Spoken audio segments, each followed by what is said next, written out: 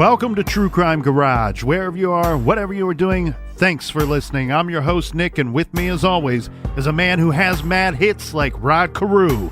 He is the Captain. Oh, how I miss Adam Yauch, the genius. That is Adam Yauch.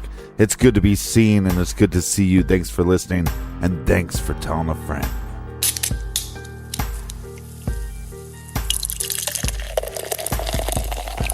Our friends over at Flying Monkeys Craft Brewery would like to remind us all that normal is weird, and that's why this week, Captain, we are drinking Killer Cupcake Panda. This is a wonderful double IPA brewed with pandan leaves and saber hops. It's got a bit of a sweet finish to it, which I like, chasing the bitterness. ABV 8.3%, garage grade, 4 3/4 bottle caps out of 5. And this week, our fridge is loaded up thanks to our good friends. First up, we have Sophie, Ash, and Alba, all from Shipley, England. Yeah, and monkeys might fly out of me bum. A big shout out to Amanda in Johnstown, Ohio. Look, there's one of those monkeys right now that you were talking about. Next up, we have a cheers to Melissa in Montgomery, Texas. And a big shout out to Daniel in Poway, California. Next up, we have Irene all the way over in Wellington, New Zealand. And last but certainly not least, we have Piers sending a long-distance greetings from Qatar. Thank you all for filling up the fridge for this week's show. If you want to help us out with next week's show, go to truecrimegarage.com and click on the donate button. While you're there, the captain says, check out the store page. The captain and I finally got our very own True Crime Garage hats. Yeah. We are now proud owners of the hats. We didn't get them the first time around because they sold out. They sold out again? Who knows? Who knows? But we got our hats, and that's all that matters. Make sure you follow us on social media, Twitter, Facebook, Instagram, at True Crime Garage. Make sure you check out our bonus weekly show, Off the Record. It's off the hizzy.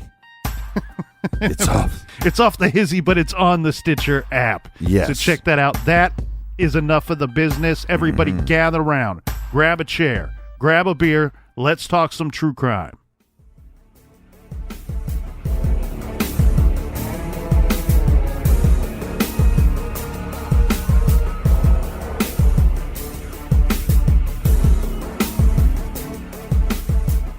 It took almost 2 years to find the remains of Heather Church, and the crime scene where the remains were found offered no clues as to who the perpetrator of this abduction and murder could be.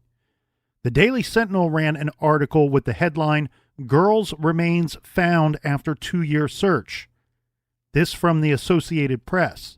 The article labeled Timothy Belbeck, the man who found her skull and reported his findings, as a transient camper, and states the death was ruled a homicide, and the coroner's report indicates Heather suffered blunt force trauma to the head.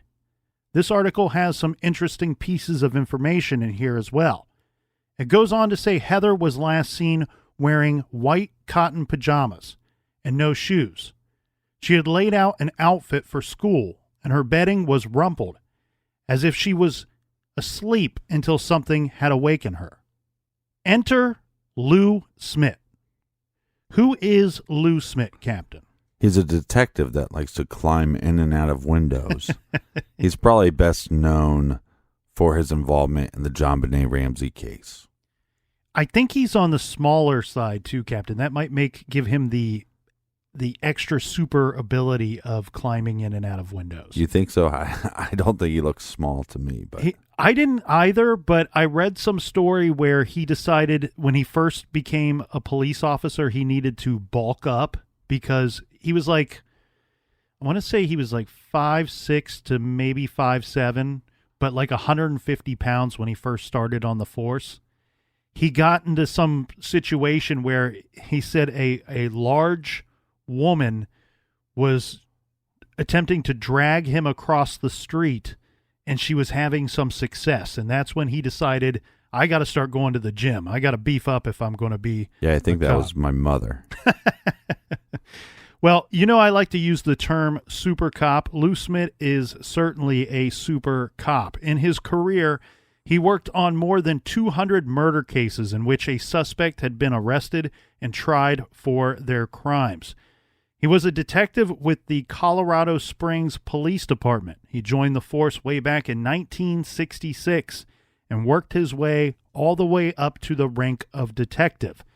Lou helped to get the arrest and conviction of spree killer Freddie Glenn and his accomplice Michael Corbett. Glenn was found guilty of murdering 3 people in 1975. Yeah, one of them being Karen Grammer. That's correct. This included the killing of Karen Grammer, younger sister of actor Kelsey Grammer. He was also involved in the arrest and conviction of Michael Corbett. This was Freddie Glenn's accomplice. So together, we have Glenn, who was found guilty of murdering 3 people in 1975. Glenn and Corbett together were responsible for a total of 5 deaths in and around Colorado Springs back in 1975. So now I would like to introduce you to another man, John Anderson. Now, I'm not talking about Money in the Bank and Seminole Wind John Anderson. No, I'm talking about the John Anderson who I will deem to be another super cop. Anderson was sworn in January of 1995 as El Paso County's new sheriff, and with him came Lou Smit. Anderson wanted 2 things. 1, for Lou Smit to take over as captain of detectives in El Paso County, and 2, to solve Heather Church's case, which by this time, 1995, was looking like it would never be solved. In the over 3 years of the case, law enforcement really only developed, per the evidence in interviews, a few suspects. Some of the members of Heather's church at one point turned on one another. Heather's Sunday school teacher and a family friend were questioned extensively, as were Heather's parents. Everyone police and the FBI looked at either had an ironclad alibi, passed a polygraph test, or both. Again, this included Heather's parents, Diane and Mike. Definitely a lot of suspicion towards the parents. I think when you have a case like this, where you have no leads, no clues, that's kind of where the direction that it just naturally takes on. Yeah. Now, in 1995, Lou Smit took over as captain of detectives, and he took over the Heather Church investigation. Lou is pretty old school, and he said that regardless of what other people thought that they knew about the case, Mike and Diane Church were not suspects. He said he knew very early on in his investigation that they together nor separate were involved in any way. After meeting them both and speaking with them separately, Smit believed they were truly victims and far too good of people to do something so terrible. And it's not clear whether or not they took polygraph tests and passed or not, right? The information I have that came from the sheriff's department states that they did. Okay. Now, Smit also offered up, after speaking with the parents, he offered up some of his expert opinions on the case to the parents of Heather. He told them he would catch the man that killed her. He said he believed the perpetrator was an intelligent male and that his name was already in the case file. He also believed, unlike the FBI, that the motive behind why the perp entered the church home may not have been sexual.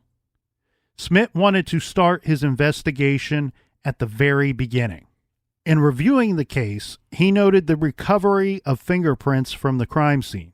Captain Schmidt recognized that although the prints had been forwarded to both the FBI and the CBI, he was aware that there were, in fact, 92 separate automated fingerprint identification systems, or AFIS for short. So here we are once more, Captain, at the latent fingerprints left on the master bedroom window screen from inside Heather Church's house. Yeah, it seems like that's the biggest piece of evidence we have. Forensics expert Thomas Carney was the man who educated Smit on the trouble with the fingerprint systems. In fact, Carney, he came from Miami. He worked in law enforcement in Miami. He was the first person to compile a list of the AFIS systems in the United States, Canada, and Mexico. In short, North America. As said, this number as of 1995 was 92 of these systems. Carney put together 92 sets of black and white photographs of the prints that they found on the window screen. And this was to be mailed off to all 92 automated fingerprinting identification systems. In March of 1995, they got the call they were waiting on for years. So sound the trumpets, Captain. We're still working on the trumpets here at the garage. That was good. Taking lessons. That was good, but I mean, we need some actual real trumpets. Mm-hmm. They got a match. In fact, they got 2 matches, one in California and one in Louisiana. So 92 of these different places, they send off these photographs. 2 of them call back and say, hey, we got a match for you on those fingerprints that you sent us. Mm-hmm.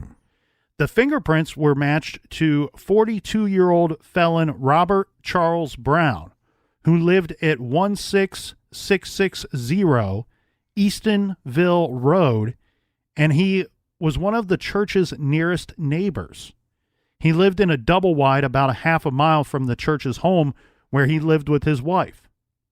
Brown worked a tree farm located on his property where he lived. Brown was arrested for burglary and vehicle theft in Louisiana, where he served 10 months.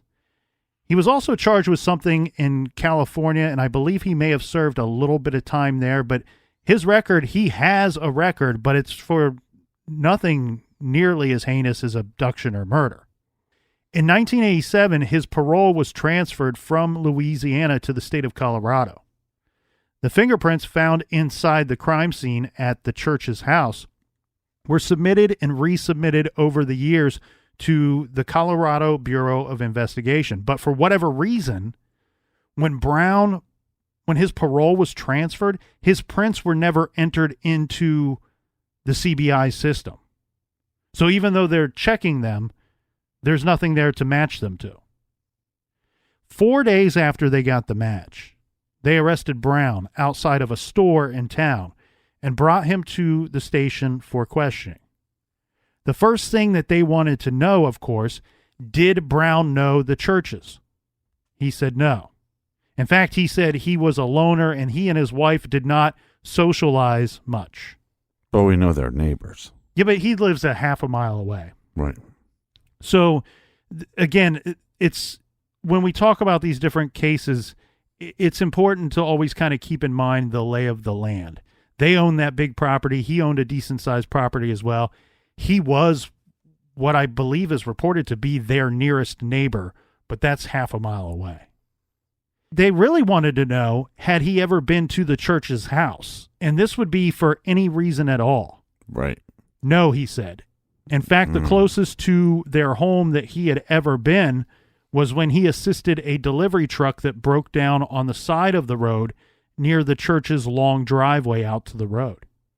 That is exactly what they wanted to hear. Got him. Got him, Captain, right? Got him. Yeah, because if this guy was known, if Robert Brown was known to do like handiwork in the area, and they go, hey, were you ever in their house? Oh, yeah, well, I wasn't friends with them, but I did some painting for them. Right. Oh, where did you do the painting at? Oh, master bedroom, the other bed. You know what I mean? Right. Like then it gives a reason why the fingerprint should be there or could be there. Yeah, and really that is so key to this case, as you just stated. He has given no reason at all for his fingerprints to be there, let alone be inside of the home. Well, mind you, that's because he's a dumbass. Where the prints were found technically inside the home. Yeah, because here's the thing is, they ask you about your neighbors. You know that this girl was abducted, right? Mm-hmm. So if you just start lying and saying, well, yeah, I went over there a couple times. Mm-hmm. And I'm sure they asked the family, and I'm sure they didn't, but I don't know. That'd be covering your ass a little bit. Let's get into that a bit, because this part of the story is quite interesting, I think. Really, when they arrested him at this store, that was not their intention. they actually wanted to set up, they wanted to catch him, meaning they wanted to get him in a conversation, asking him questions about the church homicide and catch him that way, but catch him off guard, meaning that he doesn't know that they are looking specifically at him. Right. So once they get the match on the fingerprints, their idea is, okay, let's send a handful of officers and detectives out into the area and let's knock on everybody's door again and let's ask these sets of questions. That way he thinks this is just all routine. You know, we're doing a routine questioning of everybody in the area. We're not specifically looking at you. Right. This is where they were hoping that he would say, I've never been to their house. And the problem was when they sent all the officers out into the area, he was already under surveillance at that point. He left to go shopping. And at some point they got nervous. The law enforcement got nervous and said, we have to arrest this guy. They were really worried that when they place him in cuffs and say, look, you're being arrested for the murder of Heather Dawn Church. Right. That, as you said, he's a dumbass, that he would wise up and go, oh yeah, I was there to do yard work or whatever. Yeah, I babysat him. Yeah, because even if the churches said, no, that's not the truth, That's now he said, she said. You have his word against theirs. Yeah. Now, the reason why police believe that he wasn't smart enough to come up with something like that? Yeah. No, actually, they think that he was so convinced that he never left his fingerprints there, meaning they believe that he was wearing gloves during the abduction, and he may have taken them off very briefly to replace the screen. Right. And very likely, he's being questioned about this 3 years later. He remembers that he wore gloves to the crime scene, but doesn't remember taking them off for a very brief time. Yeah, that makes a lot of sense.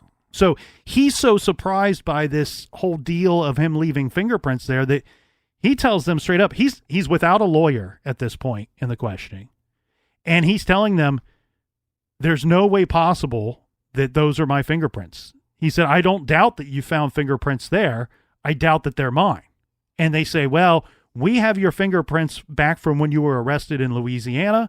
And we checked them. They got a match in Louisiana. We got a match with your old fingerprints in California. He goes, well, that's well and good, but people make mistakes. My fingerprints could have been mixed up with somebody else's. You know, what you're testing are pictures.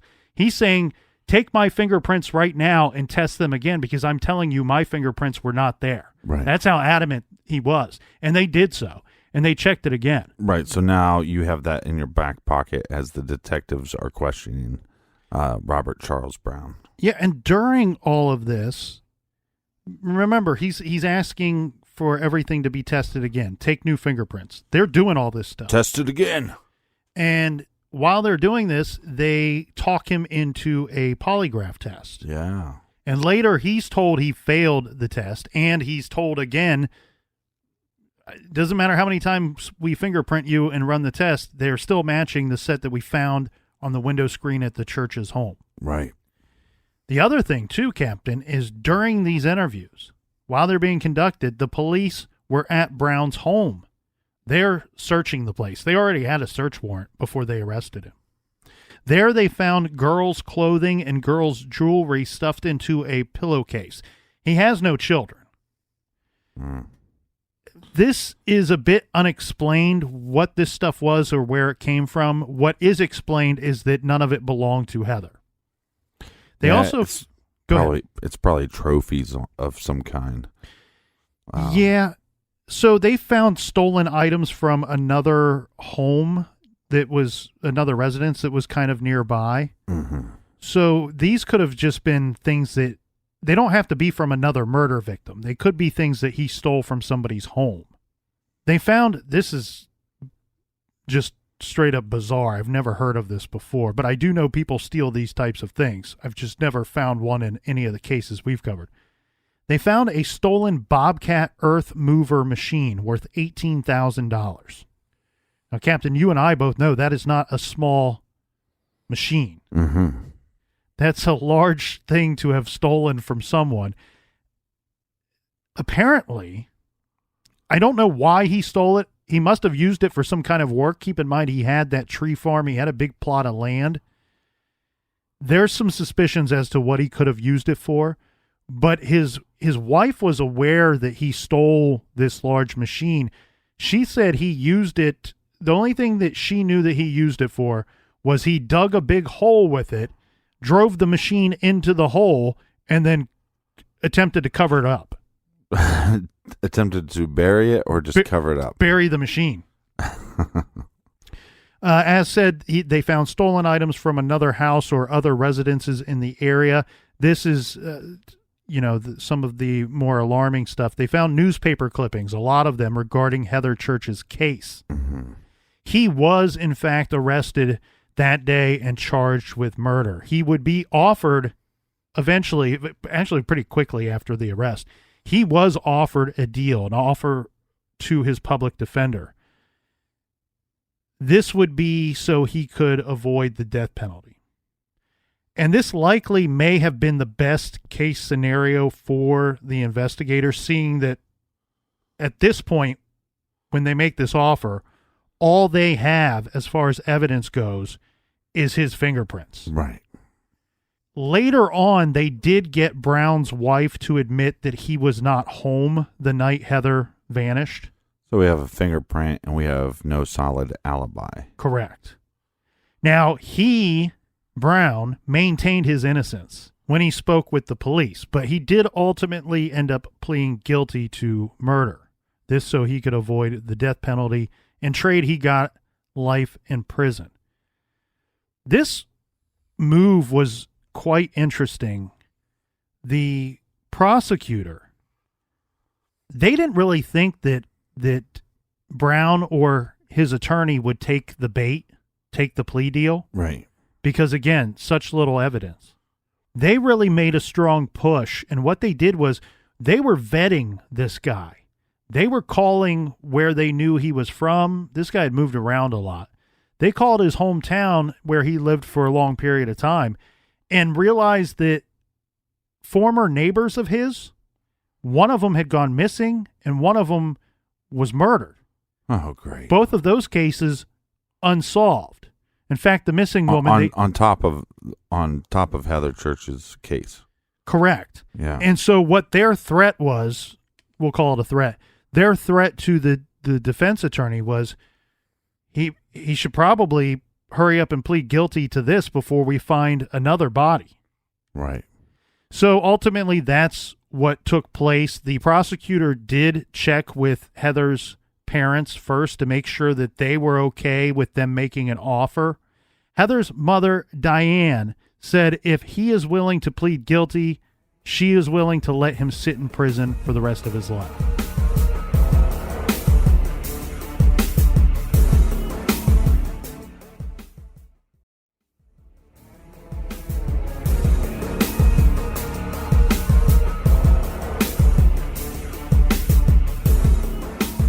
All right.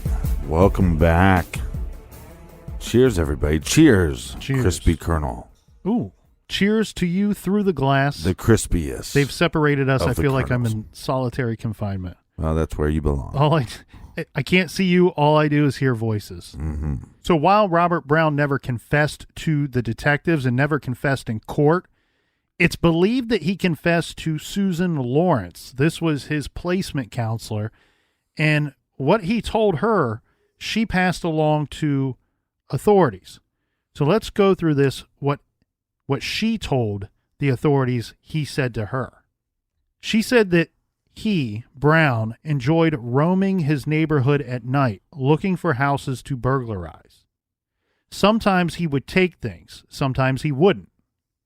When he went to the Church's residence, there were 2 lights on inside the house and no cars in the driveway, and he did not think that anyone was home. He was surprised by Heather Church inside the house, and killing her, he says, was unintentional. Brown said that he did kill Heather inside the home.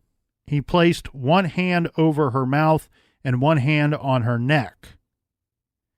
He demonstrated this to Miss Lawrence when he's telling her this story, and said he recalled doing this for only a couple of seconds, he thought, but now believes it must have been for a longer period of time. He assumed that he had strangled her because she was dead when it was over. Mm-hmm. Now, Mrs. Lawrence asked Brown if it was possible that he had broke her neck, and to which he replied that that was a possibility. Yeah, because, I mean, Brown's a pretty big guy. He's like 6'3". Roughly, yeah. Yeah. Robert Brown said he placed Heather Church's body in the back of his pickup truck and drove to the mountains where he disposed of the body. He denied having any sexual contact with Heather Church. All right, so bam, boom, bang, case closed. Yep, Moving on. Get my coat. Yep. Time to tip my hat and ride. Nope, you're locked up. You're right, Captain. That is not it, because there's much more to the story. In 1996, Robert Charles Brown, who is supposed to be rotting away in his cell in Colorado State Corrections, he receives a letter. This is an anonymous letter. The letter says, "You got screwed, and here's why." There was something wrong with Colorado state law, and from July 9th to September 20th of 1999, motherfucker. Let's keep going. I was good up to September 20th. Of 1991, Colorado was without a death penalty.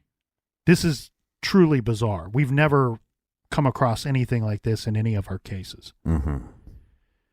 So what that means is when the night when she was abducted, when Heather was removed from the home, technically the state of Colorado, for that very brief time period, less than 90 days, Didn't have the death penalty. does not have the death penalty. So the offer then of, hey, plead guilty and we take the death penalty off the table, it was never on the table because it didn't exist during Right. the time frame in which she disappeared. Bullshit offer. Yeah, so this gets pointed out to him, and now we have the appeals process. But whoever's pointing it out to this scumbag Yeah, why is also a scumbag. let it be, man. You got screwed. Well, good. right. Unless it was one of those things where the guy was trying to rub it in his face. You know, like, you're so stupid you didn't know this. Oh, You know what I mean? but you know what? You got screwed. Because the case took so many years to apprehend somebody, Right. I don't think that the prosecutors did anything malicious here. I don't think they were aware either. No, like you said, it was a small window, like 90-day window. Yeah, it's just one of these weird inconsistencies, one of these weird little glitches that was going on. They're unaware of it. So anyway, now we have the appeals process. He's got a pretty damn good appeal when you think about it. Hey, I pled guilty to something that only because the death penalty was being thrown in my face. In the face. In the Yep. face. Well, the current prosecutor, the one that now has to face these appeals, comes up with a great plan. He says to the court system, look, she was abducted on the 17th. This whole thing with the no death penalty expired on the 20th. That's just a couple days later. Mm-hmm. He's also saying it took us all this time to solve the case. She was found over 20 miles away from her home where she was abducted. We, the prosecutor's office, believe that the crime was sexual in nature, that the motive was sexual in nature. And based off of all of that evidence and theory and thought, it is our argument that we cannot say for certain that her murder occurred on the 17th, that it's very likely he may have kept her for a couple of days and the murder occurred on the 20th or even later. To this, the appeals courts, at least two of them that I could find, they agreed with that. They said, look, you can't prove the date of when she was killed. And if you do, he's in all kinds of trouble and all kinds of mess here. Because now if you go back to, he proves what day she was killed, then he proves that he killed her, and he still ends up with life in prison. Right. So I think that's just truly fascinating. And the prosecutor later came out and said, look, I thought my argument was a good one, but a weak one. It was an intelligent argument, but it was a very weak one. He thought that they would lose. Turns out that they win. This thing got all the way up to, I believe, the Colorado Supreme Court, state Supreme Court, to which I think they tossed it out and said, we don't even want to look at this thing. Truly, when you have a child killer, nobody wants this guy to get out on some kind of technicality. Well, yeah. And on top of that, you think he's possibly linked to other crimes. That's correct. And that's still not the end of our story, Captain. Because on March 30th, 2000, Robert Brown sent an unsolicited letter to the 4th Judicial District Attorney's Office in Colorado Springs. The letter was addressed to whom it may concern. Inside this letter, and I don't have the full letter itself. I don't know if the full letter has ever been released to the public. But there is within this letter a statement from Brown that says, this is very cryptic, 7 sacred virgins entombed side by side. Those less worthy are scattered wide. The letter taunted investigators, claiming the score is you 1, the other team 48. The obvious reference here being that he was arrested, tried, and convicted of the murder of Heather Dawn Church. Right. They scored 1. The other team must be him, Robert Brown. He's got a score of 48. So obviously he's implying that he's involved in other crimes, possibly other murders. Another statement included in this letter says, if you were to drive to the end zone in a white Trans Am, the score could be 9-48. That would complete your home court sphere. This guy's a real dumbass. Brown closed the letter by demanding that he not be contacted. Now, there was a second letter that was sent as well. So he sent a letter, and then at the end he said, don't contact me. And here's another letter. Then he sent another letter. Yeah, the second letter, from my understanding, I believe even less of that letter has been reported over the years. Maybe even some of the statements I just read could have been from the second letter itself. It's all very cryptic, his writings, and what has been released is, it's not clear if some of the letters are just short and they were released in their entirety, and then other letters were longer and only bits and pieces were actually released. But what we do know with the second letter, that one included a map. And we would later learn that the map was, he took a piece of paper, put it over a map like in an atlas, and made the outlines of several different states. And so he outlined the state of Washington, California, Colorado, New Mexico, Oklahoma, Texas, Arkansas, Mississippi, and Louisiana. And inside each one of those states that he outlined, he put a number. This number totaling up to 48. So almost indicating that inside this state, for instance, state of Washington, he wrote the number 1. I've killed 1 person. In the state of Colorado, he put the number 9. In Louisiana, the number being the highest of all the numbers was 17. Mm-hmm. This captain, I believe, probably would have went nowhere because he's writing to the district attorney's office in Colorado Springs. They don't seem to have any interest in corresponding with inmate Robert Brown. Turns out that about 2 years later, a man named Charlie Hess is going to send a letter to Robert Brown. He doesn't know that Robert Brown has, in fact, sent these letters already to the district attorney's office.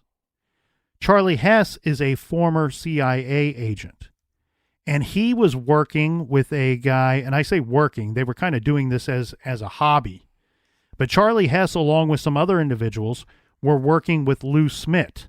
All these guys were pretty much retired by this time. What they would do is they would get together about once a week. They would hang out. They would eat pastries, drink coffee, smoke cigarettes, and they would talk about old cases. Mm-hmm. And really what they were focusing on was they were wanting to take on some cold cases. All of these individuals were involved in law enforcement or the CIA at some time. This would be a good group of people to volunteer to take on a cold case.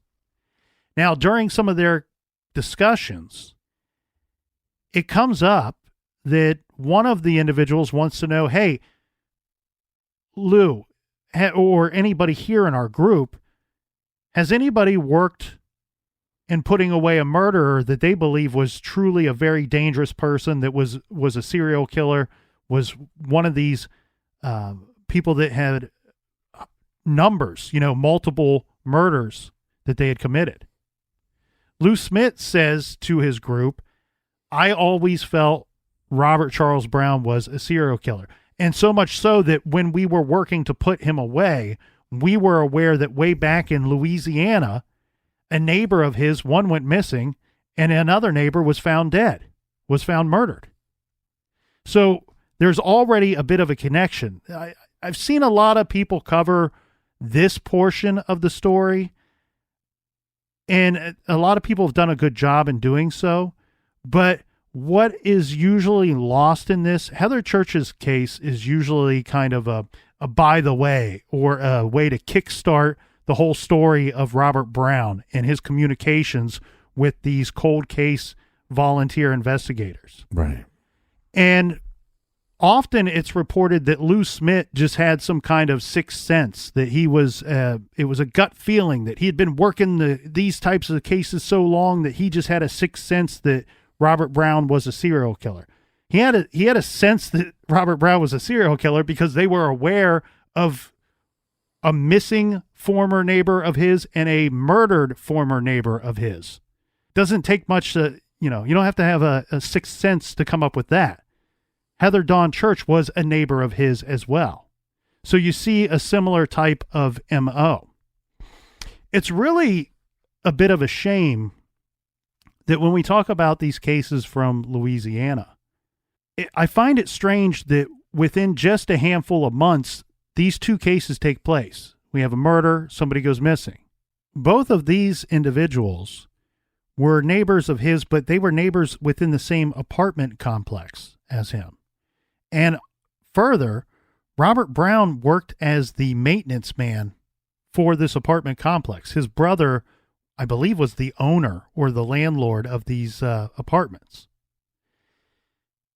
It's really strange to me that they weren't able to make any type of connection. I think with the missing woman, with her case, that the husband was under suspicion, and that would make an obvious reason why you wouldn't connect them.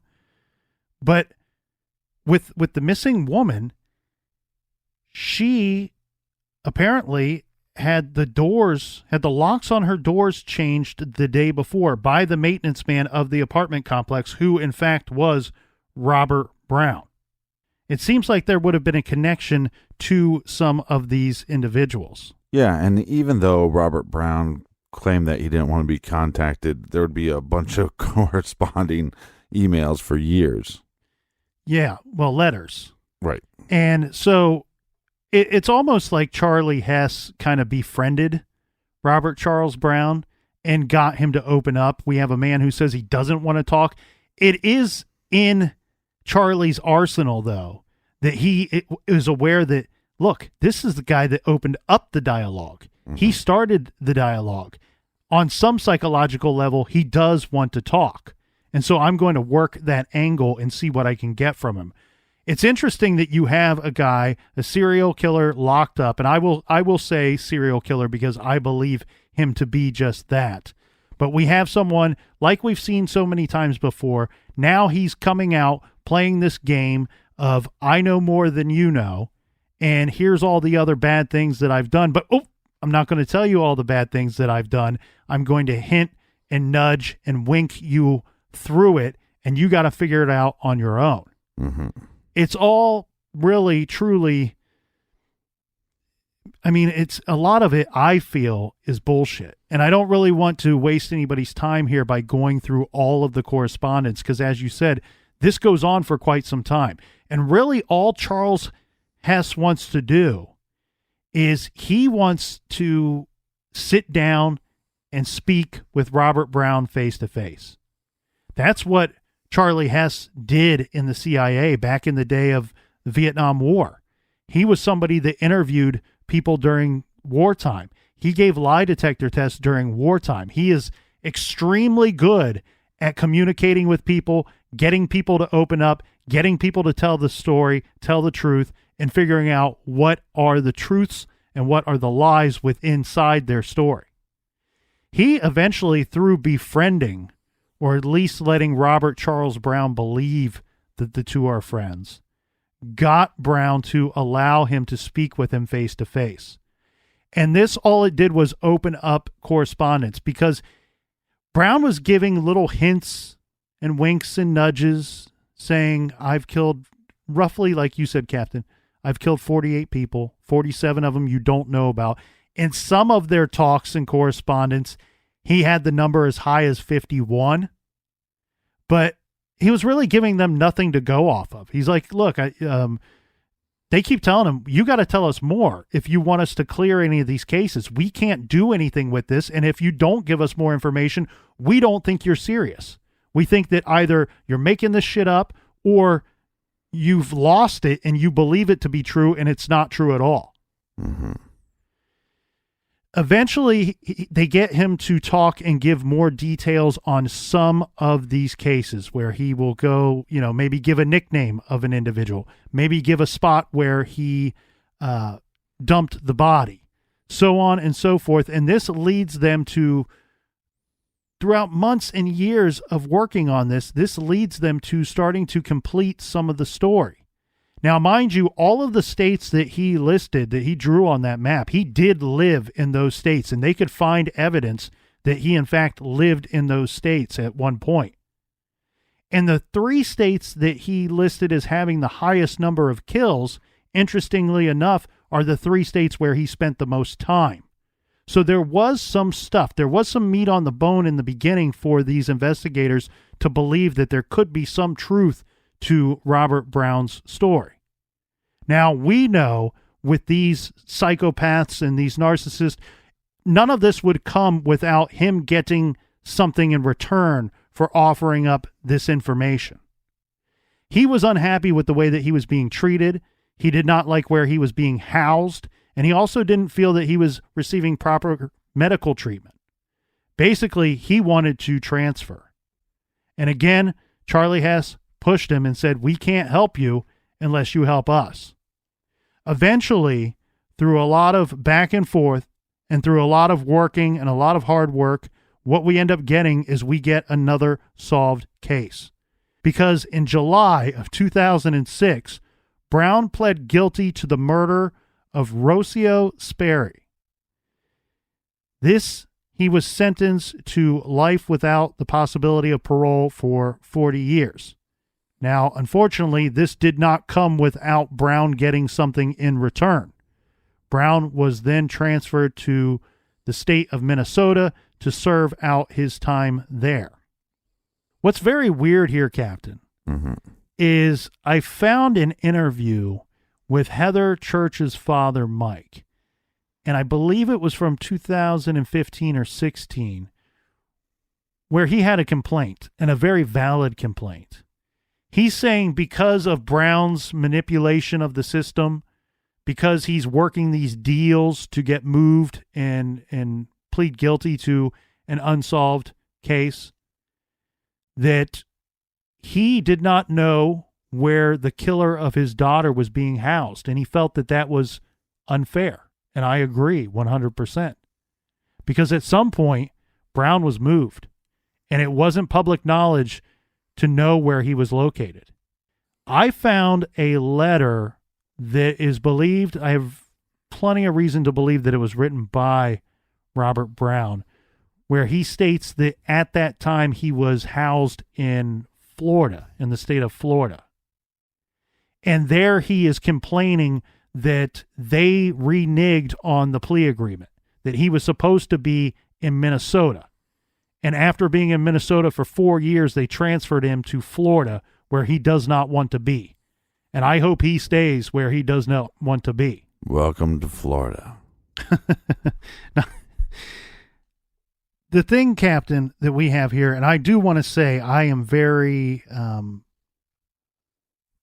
the thing that I want to say here, Captain, is that I think that is great, the work that Charlie Hess, Lou Smith, and all of their little cold case volunteer work that they did is fantastic. Yeah. I don't want to say it's all bullshit and it's all for naught, because they did get a conviction in the Rocio Sperry case.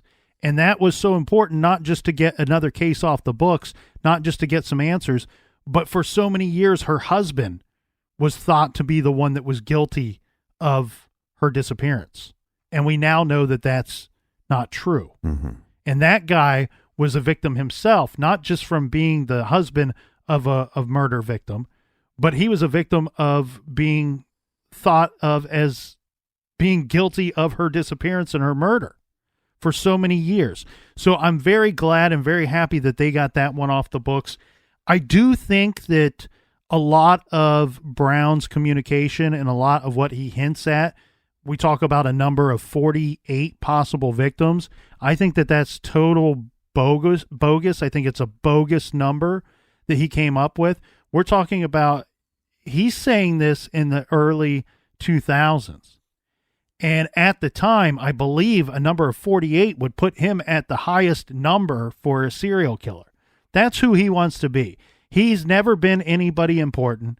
He wants to be somebody important, and he does not mind the attention. Why? Because he is so guilty of Heather Dawn Church's murder, and now he's locked up in a place he does not want to be for life, and he has nothing to do. He is, to put it quite frankly, he is bored. Everything that he did when he was on the outside, a lot of it being illegal, a lot of it being perverted, deviant behavior, he cannot do now. And so he's come up with some kind of game to pass the time. He's come up with a number that makes him important when he is not. I also think that part of this game is he feels screwed by the prosecutor, by the district attorney's office of Colorado. That because he, as you said, was dumb enough to, one, not give a good reason why he would have been at the Church's house. Mm-hmm. 2, didn't lawyer up. 3, agreed to a polygraph test in which he failed.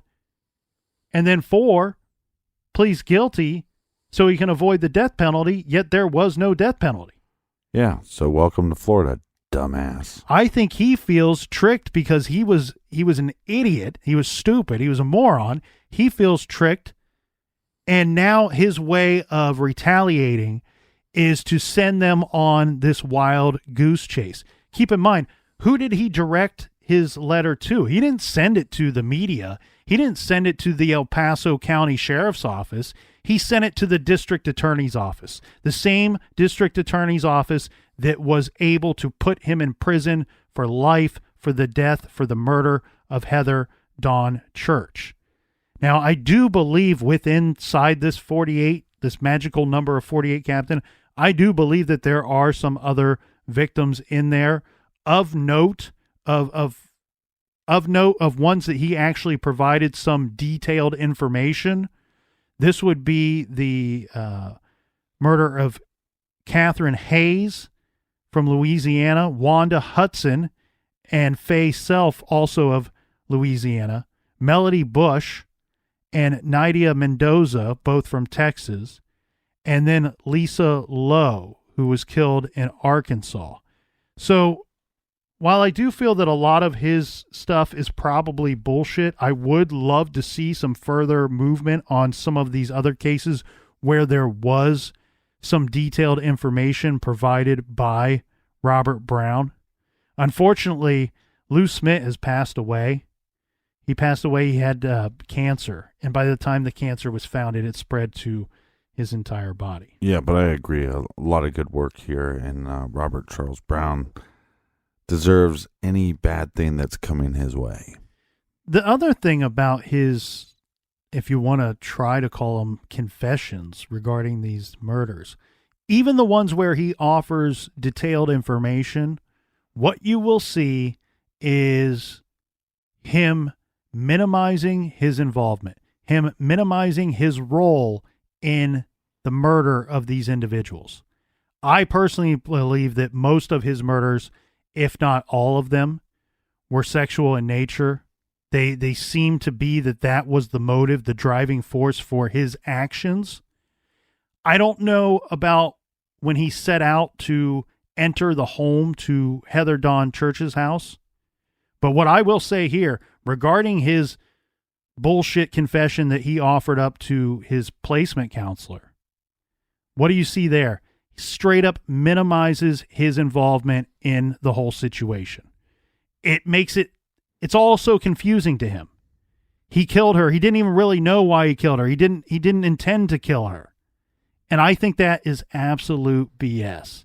I think that there's a lot of evidence that will show that there was no reason for him to remove her from that house. His confession somewhat makes it sound like she surprised him, and he reacted, and before he could realize what was going on, she was dead. There's evidence to suggest that she may have been sleeping when he came upon her that night.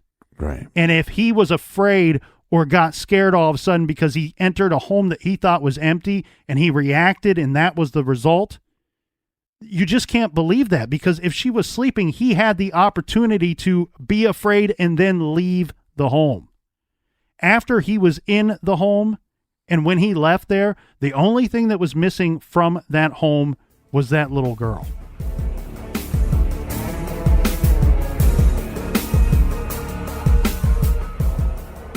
A lot of really good sources for this case here, Captain. One of the better ones is the newspaper, The Gazette.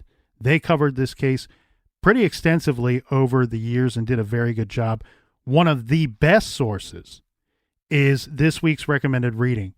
It's a book titled The Devil's Right-Hand Man, The True Story of Serial Killer Robert Charles Brown. You can write that title down now so you can pick that up and find out more. If you're busy, just go to our website later, go to our recommended page, go to truecrimegarage.com. We will have that title there for you so you can make that selection and add that to your library. We want to thank everybody for listening. We want to thank everybody for the wonderful 5-star reviews. And we want to thank you all for telling your friends about True Crime Garage. Until next time, be good, be kind, and don't litter.